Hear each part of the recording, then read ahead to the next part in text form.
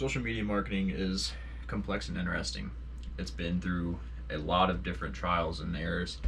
Um, One of the biggest things that came from social media is cyberbullying and putting people down, body image, bad body image, all of that. All of that has come through social media, and now people are learning to take it in a different way and make ads and get their business out. So, the first step in social media marketing is who are you marketing to? Whether it be a child, a grown man, or a teenage woman. All of these have different marketing concepts to them.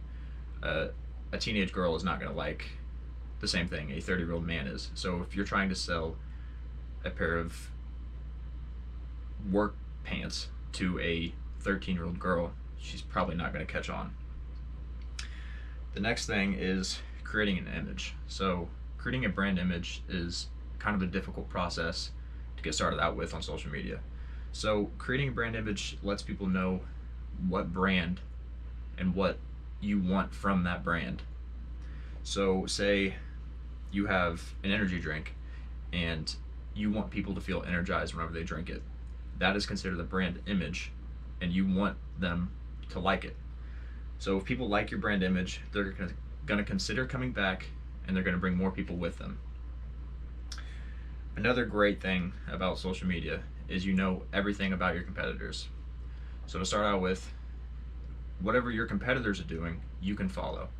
So say your competitors post a photo and you like this photo and it's getting a lot of comments, a lot of likes. So you go through the comments, you read all of their comments, you see what time they posted, you look at what they posted and decide, hey, would this work for my company or would this work only for theirs? Knowing a lot about your competitors is a huge step in social media marketing. Not only does it allow you to get better, but allows your company to get better along with following your competitors. The next thing is learning your buyer.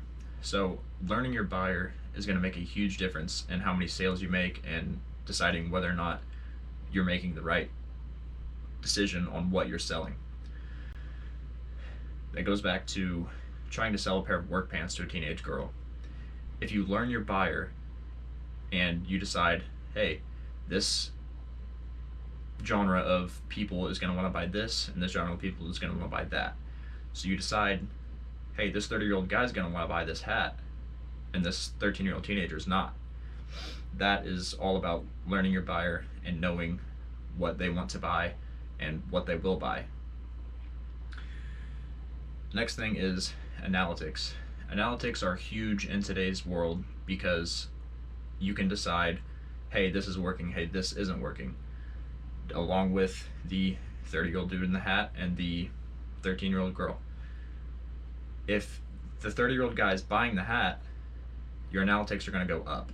So your analytics are based on whether or not people are buying, how many views you're getting on your page, and how you're deciding what to do with this.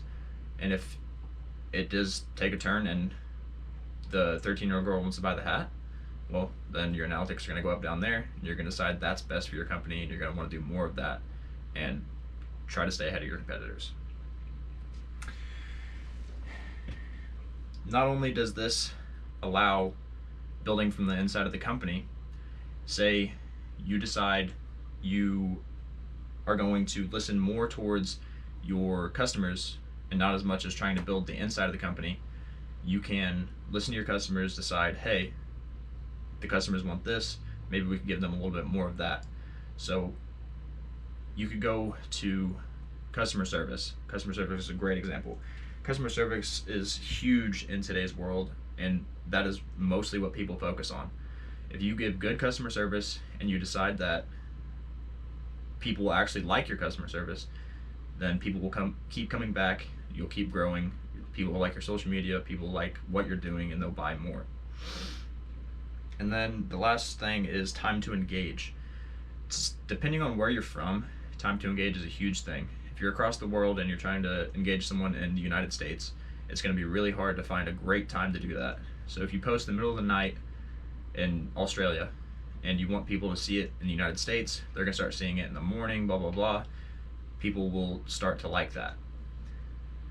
In conclusion, marketing is a great way to grow your business with social media because people are always on social media these days.